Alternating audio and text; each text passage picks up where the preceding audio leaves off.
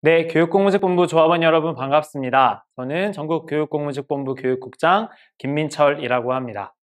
오늘 여러분들과 함께 얘기 나눌 교육 주제는 바로 화면에 보이시는 대로 장애인도 함께 살기 위해 라는 주제입니다. 함께 차근차근 살펴보도록 하겠습니다. 먼저 첫 번째입니다. 과연 우리는 장애에 대해서 얼마만큼 알고 있는지 기본적인 사항들에 대해서 살펴보려고 합니다. 장애인은 보통 우리가 생각하면 불쌍한 사람 이렇게 생각하는 인식들이 많죠. 드라마 한 장면인데요. 조인성이 이제 휠체어 이용 장애인이 돼서 이렇게 나오는 장면인데 이 모습을 보고 상대 배우인 고현정은 이렇게 슬픈 표정, 어떡하냐, 불쌍하다, 안타깝다 이런 표정을 짓는 장면입니다. 흔히 드라마나 영화에서 장애인들을 다룰 때 나오는 장면이고 우리 주변에서도 많은 사람들이 장애인에 대해서 불쌍하고 동정해야 되고 이렇게 생각하는 일들이 종종 있을 겁니다. 한 설문조사에서도 드러나고 있습니다. 2021년도에 제주도 장애인종합복지관에서 진행한 장애인과 마주쳤을 때 장애인에 대한 인식조사에서 많은 사람들이 도울 것을 찾는다, 동정심이 든다 이렇게 말하는 경우가 있었습니다. 그런데 정말 장애인은 우리가 불쌍하게 여겨야 되는 사람이고 동정심을 가져야 되는 그런 사람들일까요? 물론 장애인분들이 도움이 필요한 사람은 맞습니다.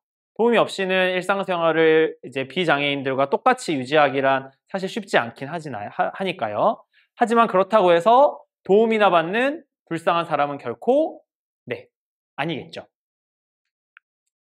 그런데 한 가지 우리가 곰곰 생각해 볼 거는 정말 우리 주변에서 도움을 하나도 안 받고 오롯이 자신의 힘만으로 살아가는 사람들이 있느냐 하는 것입니다. 여기는 이제 공공운수노조에 속해 있는 수많은 직종의 이제 노동자들을 표시해 놓은 모습인데요. 청소 노동자부터 시작해서 비행기 조종사 아니면 또 병원에서 일하는 노동자들 등등 의사, 간호사, 버스 택시기사, 그다음에 우체부 등등 많은 우리 공공부문의 노동자들이 있는데 이렇게 우리는 일상생활을 유지하기 위해서 사회에서 수많은 사람들의 도움을 받으면서 사실 살아가고 있죠. 출근할 때 어떻게 보면 버스나 지하철 운전사, 기관사분들의 도움을 받는 것이고 편의점에서 물건을 살 때는 편의점, 그렇죠, 아르바이트생, 편의점 직원의 도움을 받는 것이고 등등 여러 가지 일상생활을 우리가 유지하기 위해서 많은 사람들의 도움을 비장애인들도 받고 있다라고 생각을 하면 좋을 것 같습니다. 그래서 장애인이 물론 도움을 조금 비장애인에 비해서 많이 받으실 수 있죠. 하지만 그렇다고 해서 열등한 존재는 아니겠죠. 따라서 이분들은 평등한 대우와 존중을 받기에 매우 마땅한 사람들이다. 이런 기본적인 인식을 우리 조합원분들이 가져주셨으면 좋겠습니다. 도움을 많이 받는다고 열등한 존재가 아니고 평등한 대우와 존중을 받기에 마땅한 사람들이다. 라는 생각 잊지 않아 주셨으면 좋겠습니다. 그런데 이 장애인을 불쌍하게 여기게 되면 또 발생하는 문제가 있습니다. 장애인을 불쌍하게 여기게 되면 어떻게 되느냐? 이런 문제가 발생합니다. 장애인의 삶을 바꾸기 위한 사회 시스템의 개선에는 소홀해지게 되죠. 장애를 마치 개인의 문제로만 치부하는 그런 일들이 벌어지게 되는 겁니다. 뒤에서 좀 더 자세히 살펴보겠지만 사실 장애인들이 제대로 일상생활을 유지하기 어려운 것은 본인의 문제가 아니라 사회 전체 시스템 문제일 수 있기 때문이죠. 그 다음에 장애인을 그렇죠, 아픈 사람 이렇게 보는, 치료해야 되는 존재 이렇게 보는 관점도 있습니다. 그런데 병이 있는 사람, 병자, 환자로 취급하게 되면 또 어떤 문제가 발생하냐면 그렇죠, 병이라는 것은 개인의 치료 문제죠. 내가 감기에 걸렸다, 내가 어떤 병에 걸렸다라는 것은 내가 병원 가서 돈 내고 치료받으면 되는 문제이기 때문에 사회 시스템과는 상관없는 개인의 문제로 또 취급하게 되는 그런 문제가 앞선 장애인을 불쌍한 사람으로 보는 것과 비슷한 맥락의 문제가 발생하게 됩니다. 그런데 장애인들에게 물어보면 정작 이분들이 힘든 것은 장애로 인한 불편한 몸과 마음이 아니라 이렇게 장애인을 바라보는 편견, 그 다음에 장애인에 대한 차별이라고들 많이 말씀을 하십니다. 그래서 정작 장애인들이 힘든 이런 편견과 차별, 사회 시스템을 우리가 조금씩 바꿔 나갈 수 있어야 될 텐데 또 장애인에 대해서 우리가 이렇게 얘기하는 경우도 있습니다. 병신이라고 표현하는 경우가 있습니다. 뭐 옛날에 비해서 많이 줄어들었다고는 하지만 아직도 이런 시선이 있는 건 사실인데요. 병신이란 단어 뜻은 신체나 정신의 어느 부분이 온전하지 못하거나 기능을 잃어버린 사람이라는 뜻입니다. 장애인을 비하하는 단어인데요. 이 병이 있는, 온전하지 못한 사람은 그렇죠. 환자, 몸에 병이 있는 사람, 이제 이런 뜻을 가지게 되는데, 아까 앞서서 본, 그렇죠. 환자, 그 다음에 장애인을 이제 아픈 사람 취급하는 것과 비슷한 문제가 있는 동시에, 우리가 몸에 병이 있다고 해서 설사, 몸에 질환을 가지고 있다고 해서, 아이고, 저 암 환자, 혹은, 아이고, 이 신장병자야, 이런 식으로 뭐 놀리거나 폄하하지 않죠. 그런데 유독 장애인에 대해서만 병신이라는 말을 쓰면서 이렇게 이상한 사회인식을 우리가 가지고 있다라고 볼 수 있겠습니다. 자, 장애자라는 말도 우리가 쓰죠. 그럼 장애자라는 말은 어떤 문제가 있는 걸까요? 네, 이 자자에 우리가 한자 뜻을 자세히 살펴보면 바로 놈자라는 뜻입니다. 그래서 이거는 이제 장애인을 비하하는, 놈으로 비하하는 단어이기 때문에 장애인 단체에서 이 장애자라는 말은 쓰지 말자 이렇게 얘기를 해줘가지고 이제는 거의 쓰지 않는 단어이긴 하지만 어쨌든 일부에서 아직도 이런 생각을 가지고 있는 분들이 있을 수 있어서 장애자가 아니라 장애인이라고 부르자 이렇게 제가 말씀드리려고 마지막 준비를 해봤었습니다. 자, 그 다음 장애인을 장애우라고 부르자 이런 흐름도 몇 년 전에 있었습니다. 그런데 장애우라는 단어는 또 역시 문제가 있는 단어로 우리가 볼 수 있는데, 자, 장애우의 우는 어떤 우자일까요? 한자로? 네, 벗우자입니다. 그래서 이 장애우라는 뜻은 장애인은 우리의 모두의 친구다. 친구처럼 우리가 뭐 사이좋게 지내자. 이제 이런 맥락에서 준비된 단어인데 문제가 있습니다.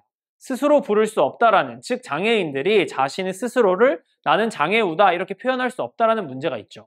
장애우는 이제 장애를 가진 친구라는 뜻인데 나는 친구입니다. 뭐 이렇게 표현하기가 사실은 어색하죠.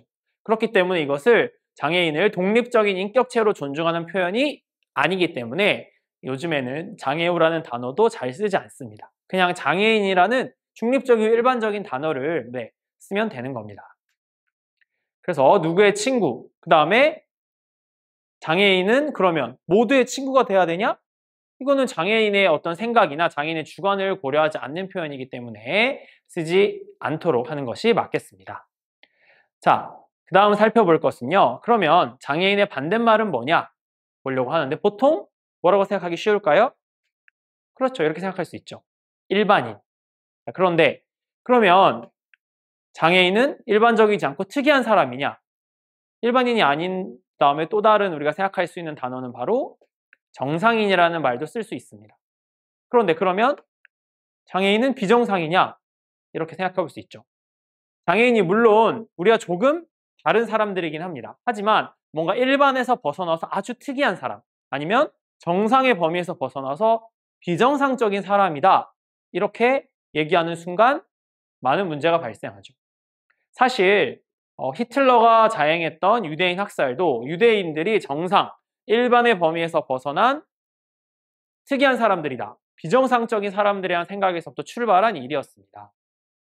조금은 극단적인 예의일 수도 있겠으나 이렇게 일반과 정상의 범주를 마음대로 정하기 시작하면 조금 다르다고 해서 배척하고 우리 사회 구성원으로 제대로 대우하지 않는 반인권적인 일들이 벌어지게 되는 겁니다. 그렇기 때문에 그냥 일반인, 정상인이라고 쓰는 것이 아니라 장애가 없는 사람, 그래서 비장애인 또는 뭐 무장애인, 요즘에는 비장애인이라는 말을 훨씬 더 많이 쓰는데요. 이렇게 쓰는 것이 맞는 표현이라고 할 수 있겠습니다.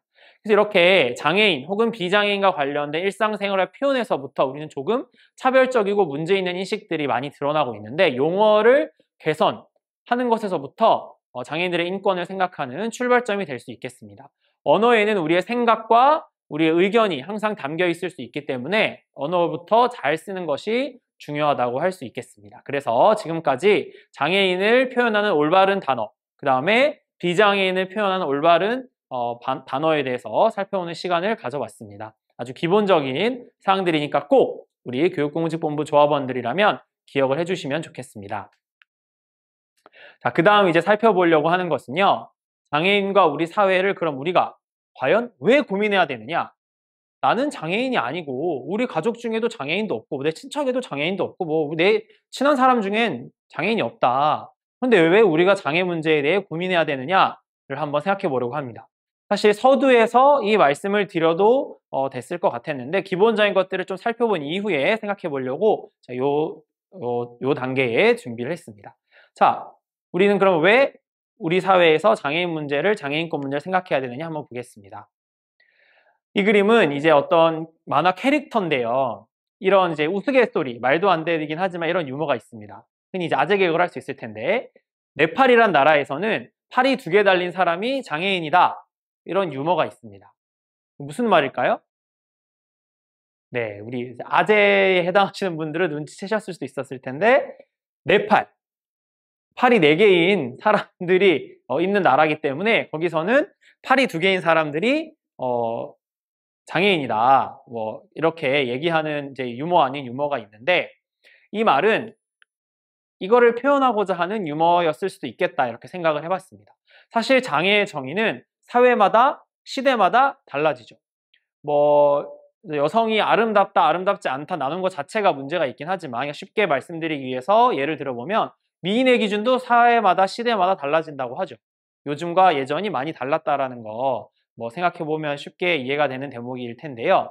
자, 그래서 사실 따지고 보면 저처럼 안경을 쓰는 사람도 어떻게 보면 장애가 있다고 볼 수 있겠죠. 시력이 사람들, 그러니까 전반적인 사람들에 비해서 조금 낮은 편이니까요. 그 다음에 아이를 베고 있는 인부분들도 아이를 베고 있는 10달 동안은 그렇죠. 조금 일상생활에 불편함이 있는 장애를 가지고 있는 한시적인 그런 장애라고 볼 수도 있겠습니다. 그리고 유독 우리나라에서 심했긴 했지만 한때는 왼손잡이가 되게 이상한 사람 이렇게 여겨지는 시대도 있었습니다. 그런데 이제 어느 순간부터 왼손잡이가 뭔가 문제 있는 것이 아니고 우리랑 어울려가는 아무런 문제 없는 그냥 같은 우리 사회 구성원이다 이런 인식들이 많이 퍼졌죠.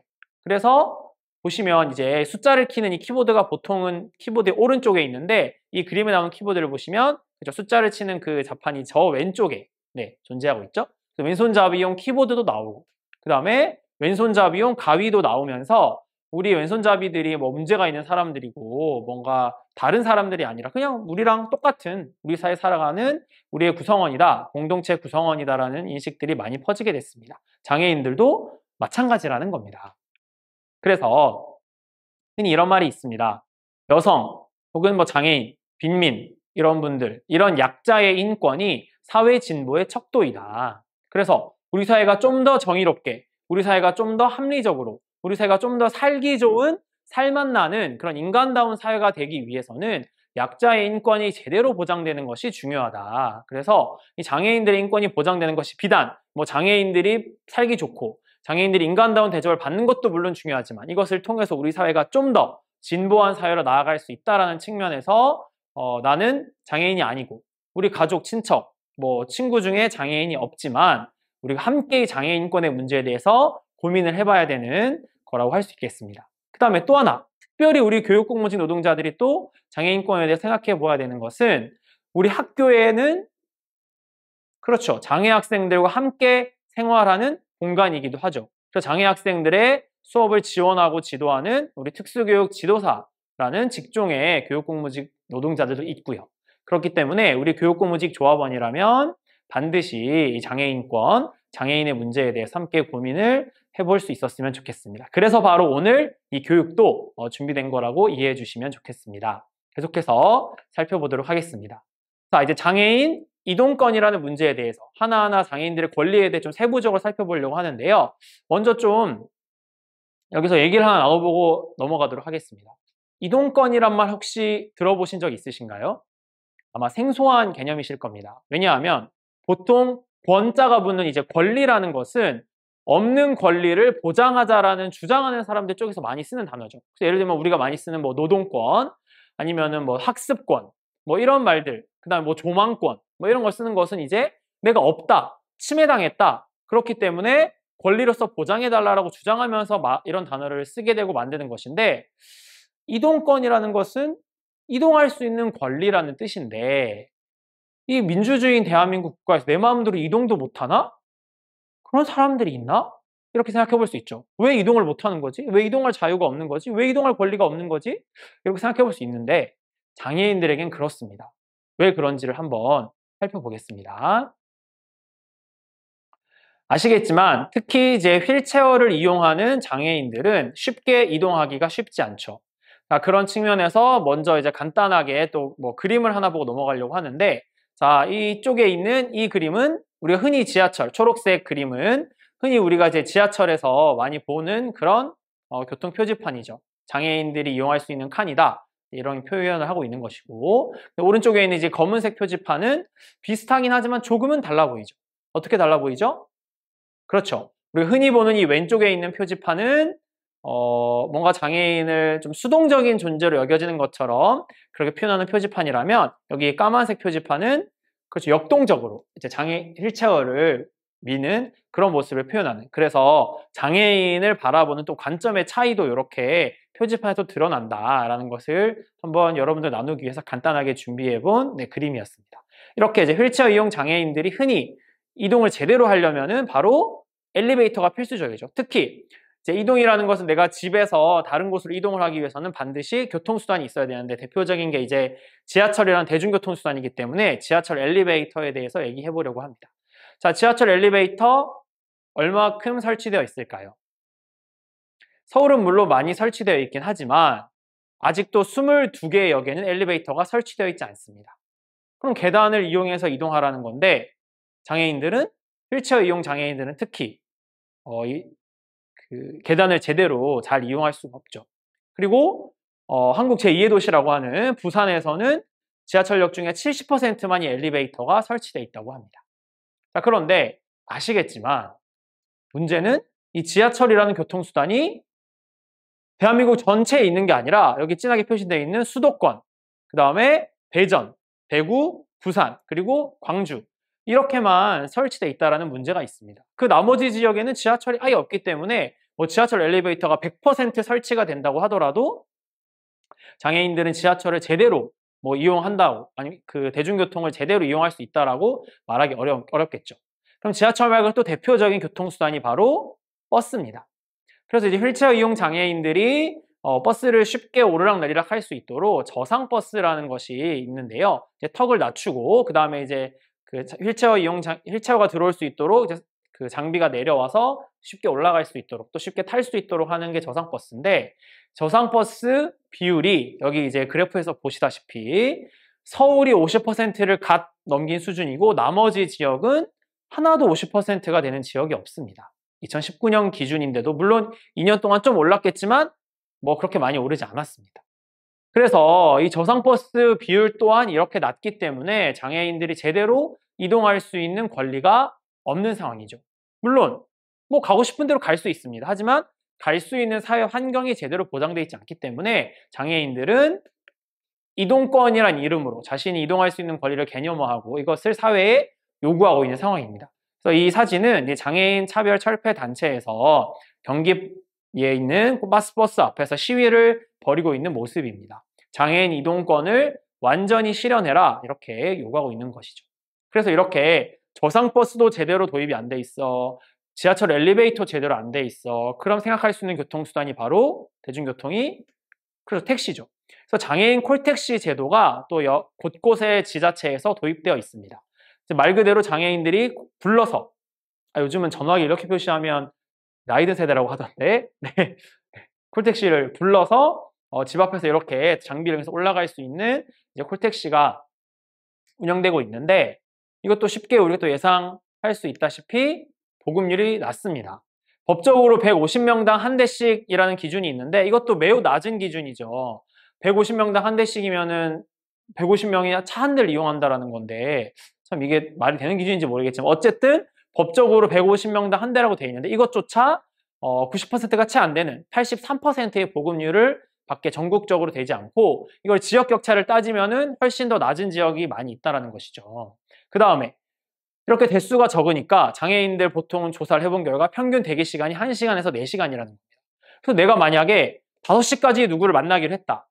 그럼 내가 이제 비장애인이면은 뭐 1시간 걸리면 4시에 나가면 되고, 좀 먼 거리를 간다면 3시에 나가면 되는데 장애인들은 평균 뭐 1시부에 출발을 해야 되는 경우도 생긴다라는 거죠. 이렇게 보급률이 적기 때문에 벌어지는 일이죠. 그 다음에 요금도 버스와 지하철보다 비쌉니다. 물론 택시기니까 편하니까 나만 타는 1인만 타는 거니까 뭐 당연히 버스, 지하철보다 비싼 거 감수해야 되지 않느냐라고 하지만 이 장애인분들의 선택지가 없기 때문에 택시를 타는 거예요. 편하게 타려고 택시를 타는 것이 아니고. 그렇기 때문에 어딘가를 이동하기 위해서 장애인분들에게는 시간적 제약도 있는 것이고 이런 비용적 제약도 존재하는 겁니다. 그래서 이동권이 제대로 보장되고 있다라고 말할 수 없는 것이죠.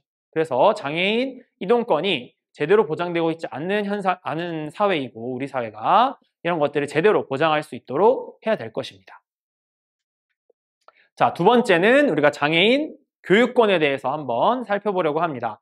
우리가 이제 교육 공무직 노동자이기 때문에 조금 익숙한 개념일 수 있을 텐데 그래도 좀 차근차근 살펴보도록 하겠습니다. 먼저 수치를 하나 보려고 합니다.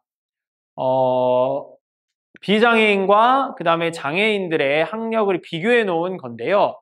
여기 이제 초등학교 보시면은 저 이제 왼쪽에 초록색이 연두색이 전체 인구이고 그거보다 좀 더 이제 뭐 다른 색깔 왼쪽이 바로 이제 장애인 인구의 학력인데요. 초졸을 보시면 장애인이 초졸 비율이 훨씬 전체 인구에 비해서 높죠. 반면에 고등학교, 대학교로 오면 그렇죠. 전체 인구가 더 비율이 훨씬 높죠. 즉 전반적으로 장애인들의 학력이 낮다라고 볼 수 있죠. 의무교육이라고 하는 초등학교, 중학교조차 장애인들은 제대로 졸업을 하고 있지 못하는 그런 상황이라고 볼 수 있는데요. 좀 더 세부적으로 들어가면 문제가 심각합니다. 장애인 내에서도 남성과 여성의 차이가 도드라진다는 건데 아예 학교를 다니지 못하는 사람들이 여성 비율이 지금 남성에 비해서 5배나 높은 상황이죠.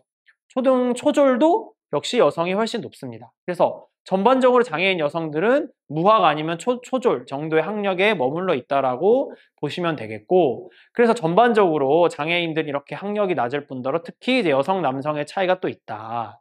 자, 그럼 이렇게 장애인들은 왜 제대로 교육을 받을 수 없고 학력이 낮을 수밖에 없을까요? 좀 차근차근 살펴보겠습니다. 자, 먼저 시각장애인의 경우에는 당연히 점자 교과서가 있어야 되겠죠. 눈으로 책을 볼 수 없으니까 제대로. 그런데 이 점자 교과서의 보급률이 약 30% 정도밖에 되지 않는다고 합니다. 그 다음 시각장애인 또 청각장애인들에겐 녹음 자료나 혹은 뭐 속기 이런 것들이 제공이 돼야 되는데 이런 것들이 제대로 보장되고 있다라는 얘기 들어보신 적 있으신가요? 네, 잘 되고 있지 않습니다. 그 다음 거의 없는 상황이죠. 그 다음 이제 수화 통역이 필요한 그런 이제 청각장애인들도 있을 수 있습니다. 그런데 아시겠지만 학교에 또 있으신 분들 더 잘 아시겠지만 특수교사 중에는 5% 정도의 비율로 수화 통역을 하실 줄 알고 그냥 우리 이제 특수교육 지도사 중에도 아주 극소수로 수화를 하실 줄 아는 분들이 있다고 합니다. 그래서 이렇게 장애인들에게 제대로 된 교육 환경이 보장돼 있지 않은 상황인 거죠. 물론 특수교사 그냥 우리 특수교육 지도사만의 그런 문제가 아니라 이제 이렇게 수화를 할 수 있는 사람들을 양성하고 이런 사람들을 뽑고 이런 제도가 제대로 갖춰지지 않은 우리 교육 환경을 엿볼 수 있는 몇 가지 예를 준비해봤습니다. 그래서 이런 이유들 때문에 제대로 장애인들의 교육권이 보장되고 있지 않은 상황이라고 볼 수 있겠습니다. 자, 그 다음은 이제 장애인 노동권에 대해서 한번 살펴보도록 하겠습니다. 우리가 노동자들이기 때문에 노동조합이기 때문에 노동권은 조금 더 쉽게 생각해 볼 수 있을 것 같은데 자, 장애인 노동권에 대해서 하나하나 보겠습니다. 먼저 보통 우리 이제 비장애인들의 경우에 노동권이라고 하면 어떤 생각을 떠올리게 될까요? 노조에 가입할 권리라거나 아니면 일한 만큼 제대로 대우받을 권리라고 아니면 직장에서 괴롭힘을 당하지 않을 권리라고 이렇게 생각하기가 쉬운데 우리 장애인들에게 노동권은 조금 다른 아주 기본적인 것을 말합니다. 말 그대로 노동할 권리를 말하는 거예요. 근데 우리 자본주의 사회에서 노동을 하지 않으면 먹고 살 수가 없죠. 그래서 이 장애인들에게는 노동할 권리, 즉 먹고 살 권리가 지금 제대로 보장되고 있지 않다라고 우리가 볼 수 있습니다. 이건 쉽게 생각해봐도 알 수 있는 부분이죠. 우리 주변에 혹시 장애인들 아시는 분이 있다면 직장에 취업해서 일을 하고 있는 장애인이 과연 몇이나 되나 이렇게 생각해 보시면 아마 쉬울 겁니다. 이건 수치로도 아주 쉽게 증명이 되는데요. 그래프 보시겠습니다. 노란색 그래프가 전체 인구의 경제활동 참가율과 고용률을 나타내고 있는 거고, 옆에 이제 푸른색 그래프가 장애 인구의 고용률과 경제활동 참가율을 얘기하고 있는 건데, 아주 확연히 그렇죠. 전체 인구가 더 높은 비율을 기록하고 있죠. 장애인들이 그만큼 경제활동에 참가하지 못하고 있고, 그 다음 고용이 제대로 되고 있지 못하다라고 볼 수 있을 텐데, 아까 앞에서 봤다시피 제대로 경제활동에 참가를 못하고 있고, 그 다음 고용이 제대로 되고 있지 않다는 것은 결국 먹고 살지 못하고 있다. 먹고 살 권리가 제대로 이 장애인들에게 보장되고 있지 못하다라고 볼 수 있겠습니다. 그런데 아시겠지만 여러분, 법적으로 장애인 의무고용 비율이 있습니다. 50명 이상 민간에 사는 3.1%, 그다음 국가기관과 공공기관은 3.4%로 의무고용 비율이 정해져 있는데, 이걸 잘 지킬까요? 네, 지키지 않습니다. 근데 문제는 지키지 않는다고 처벌이 뒤따르거나 형사적인 문제가 뒤따르지 않기 때문에 지키지 않는 겁니다. 그냥 부담금만 내면 돼요. 이름은 부담금인데 일종의 벌금이라고 할 수 있을 텐데, 기업의 입장에서, 심지어 공공기관의 입장에서도 장애인들을 고용하는 것보다 이 벌금, 부담금을 내는 것이 더 이득이라고 판단하기 때문에 돈 내고 치워버리는 거예요. 너무 슬프죠. 돈으로 다 그냥 모든 게 해결돼 버리는 거예요. 그래서 이런 장애인 의무고용 비율도 사실은 큰 실효를 발휘하고 있지 못하다. 그래서 이 장애인 의무고용 비율을 제대로 지키지 않으면 뭐 형사처벌이라거나 아니면 뭐 좀 더 강제할 수 있는 그런 방향이 뒤따를 수 있도록 법이 개정돼야 될 것 같습니다. 자, 그래서 아까 본 대로 노동권, 장애인들에게 노동권은 특히 먹고 살 권리로 직결되기 때문에 장애인 중에 생계급여 수급자가 비장애인 중에 생계급여 수급자보다 약 그렇죠 5배에 이르는 19%의 비율을 기록하고 있습니다. 빈곤 가구의 비율이 비장애인에 비해서 무려 이제 5배나 높은 그런 현실을 드러내고 있는 것인데요. 장애인들도 제대로 먹고 살 수 있는 권리가 당연히 보장이 돼야 되겠습니다. 이거는 뭐 단순히 자아실현의 문제, 물론 그런 것도 중요하겠지만 계속 제가 강조드리는 대로 그야말로 먹고 살 권리이기 때문에 반드시 우리가 좀 신경을 써야 되는 그런 부분이겠는데요. 근데 이것은 앞에 있는 이동권, 교육권과도 연결되는 문제입니다. 직장까지 제대로 출퇴근을 할 수 없고, 또 직장에서 이제 자신의 능력을 발휘해서 생산에 기여하는 그런 능력을 제대로 학교에서 배우지 못했기 때문에 또 취업이 안 되는 이런 문제가 연결되어 있는 것이죠. 그래서 우리가 종합적으로 이 장애인들의 권리가 제대로 보장될 수 있는 사회를 위해서 약자의 인권이 사회의 진보의 척도라고 했잖아요. 그런 고민을 좀 심화시켜 나가야 되겠습니다. 자, 그 다음 마지막으로 살펴볼 권리는요. 이건 역시 좀 이상하다고 여기실 수 있습니다. 원하는 곳에서 생활할 자유와 권리라는 것인데요. 이게 뭐 독재국가도 아니고 아까 이동권이랑 비슷할 수 있겠지만 도대체 원하는 곳에서 생활할 자유가, 그런 권리가 장애인들에게 없나? 라는 걸 생각해 보려고 하는데요. 사진 하나 준비했습니다. 자, 이거 어떤 사진이냐면요. 여기 글자 보이시나요? 관에 이런 글자가 적혀 있습니다. 장애인 거주시설은 감옥이라는 글자가 있죠. 그 다음에 여기 실제로 이제 감옥 안에 갇혀 있는 듯한 퍼포먼스를 하는 장애인이 있습니다.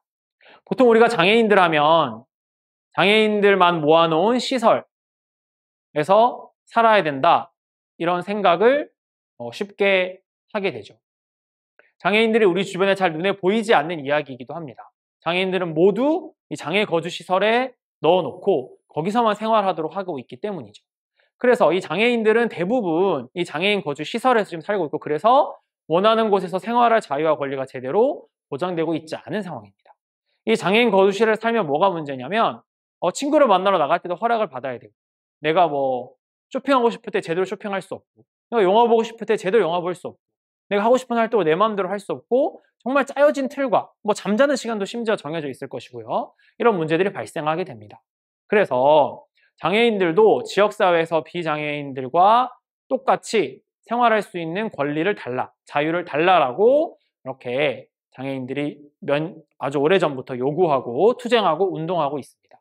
이런 운동을 탈시설 운동 또는 자립생활 운동이라고 하는데요. 이것은 이제 우리나라에서 시작된 것은 아니고 미국의 에드워드 로버츠라는 사람으로부터 시작됐습니다. 그래서 아까 제가 말씀드린 대로 이 자립생활운동은, 즉 탈시설운동은 장애인 시설에서 벗어나 지역사회에서 살아가자는 그런 운동입니다. 이제 이분이 여기 화면에 보이시는 대로 호흡기를 달고 있지 않으면 이제 호흡을 할 수 없는 그런 중증 장애인이었는데, 미국의 버클리 대학에 입학 거부당해서 입학을 할 수 있도록 해달라 투쟁해서 결국은 입학하시고, 입학하고 난 이후에도 제대로 수업 환경을 보장해달라, 아까 말했던 여러 가지 편의시설, 장애인들을 위한 장애인 교육을 위한 필수 시설을 보장해달라 이렇게 요구하면서 또 투쟁하시고 학교를 바꿔 나갔던 이제 그런 분입니다. 이분이 이제 대학을 졸업하고 탈시설 센터, 자립생활 센터 이런 것들을 만들어서 장애인들이 정말 지역사회에서 함께 살아가기 위한 다양한 지원을 하는 이제 그런 운동을 벌였는데, 장애인들은 사실 스스로 자기가 뭐 경제생활을 해본 경험도 아주 드물고, 그렇기 때문에 뭐 경제적으로 계획을 짜가지고 내가 집을 마련하고 차를 마련하고 뭐 내가 집안에 필요한 것들을 사고 이런 경험이 없어서, 그런 것들부터 시작해서 지역사회에서 왔다 갔다 하는 문제, 그 다음에 지역사회에 필요한 여러 가지 것들을 종합적으로 지원하는 그런 뭐 자립생활센터 이런 것들을 만들어서 운동을 하셨던 분이기도 합니다. 그래서 미국의 이 에드워드 로버츠로부터 시작된 탈시설 자립생활 운동이 전 세계에 영향을 미쳐서 우리나라에서도 이런 자립생활 운동, 탈시설 운동이 계속해서 주장되고 있고 벌어지고 있습니다. 그래서 이렇게 장애인들이 지역사회에서 비장애인들과 함께 살아가기 위해서는 근데 그냥 되는 것이 아니죠. 그래서 대표적인 이런 지원 서비스가 바로 활동보조 서비스입니다. 이제 그림에 보이는, 그림에 좀 이따 이제 볼 이 그림, 그쵸? 이렇게 장애인들의 활동을 보조해주는 서비스가 장애 활동 보조 서비스인데, 혼자서 생활하기 힘든 장애인에게 밥을 먹거나 몸을 씻는 일, 청소나 세탁, 외출, 그야말로 일상생활 전반에 모든 것들을 거들어주는 서비스라고 할 수 있습니다. 그래서 이렇게 여기 뒤에 이제 휠체어를 밀고 있는 이분을 이제 장애인 활동 보조인이라고 할 수 있을 텐데, 이분은 이제 국가나 지방자치단체가 고용해서 임금을 주고 운영하는 일종의 이제 공공 서비스의 성격을 가지고 있는 것인데, 우리나라가 워낙 복지 이런 것들이 부족하고 잘 안 되어 있다 보니 당연히 이 활동 보조 서비스도 너무나 부족합니다. 그래서 이 장애인들이 원하는 곳에서 생활할 자유와 권리가 제대로 보장되고 있지 않은 상황인데, 그래서 활동 보조 최대 시간을 몇 시간 보장해야 된다. 사실 장애인들에게 활동 보조 서비스는 물과 공기 같은 존재죠. 밤에 자다 일어나서 뭐 소변 대변을 볼 때 활동 보조 서비스가 필요하신 분도 있을 것이고, 내가 뭐 당장 필요한 음식을 가져오려고 해도 또 필요한 분이 있는 거기 때문에 활동 보조가 최대한 보장되도록 해야 된다라고 요구하는 운동도 벌이고 계시고, 그래서 활동 보조 서비스를 24시간 보장해야 된다 이런 요구도 벌어지고 있습니다. 활동 보조 서비스를 그냥 뭐 비장애인들이 쉽게 생각해 보면 뭐 그렇게 24시간 필요하냐라고 생각할 수도 있겠죠. 필요할 때 불러서 쓰면 되는 거 아니냐 그렇게 생각할 수도 있겠지만, 제가 아까 말씀드린 대로 일상생활 전반에 서비스가 필요하신 분들이 있고, 또한 뭐 위급한 상황이 되거나 다치거나 이랬을 때는 바로 도움이 필요하기 때문에 이런 것들을 우리 사회가 좀 더 적극적으로 장애인들이 자립생활하기 위해서 비장애인들에게 아주 일반적인 원하는 곳에서 생활할 자유와 권리가 제대로 보장되기 위해서는 이 활동보조 서비스가 잘 보장될 필요가 있겠습니다. 그래서 이 원하는 곳에서 생활할 자유와 권리가 제대로 보장되기 위해서는 아까 앞에서 봤던 교육권, 노동권, 이동권이 온전히 보장돼야 되는 것이 역시 또 연결돼 있다고 볼 수 있겠고요. 이것과 더불어서 장애인들이 이렇게 생활할 수 있도록 전반적인 사회, 법, 뭐 제도, 시스템 이런 것들이 개선되어야 할 필요가 있겠습니다.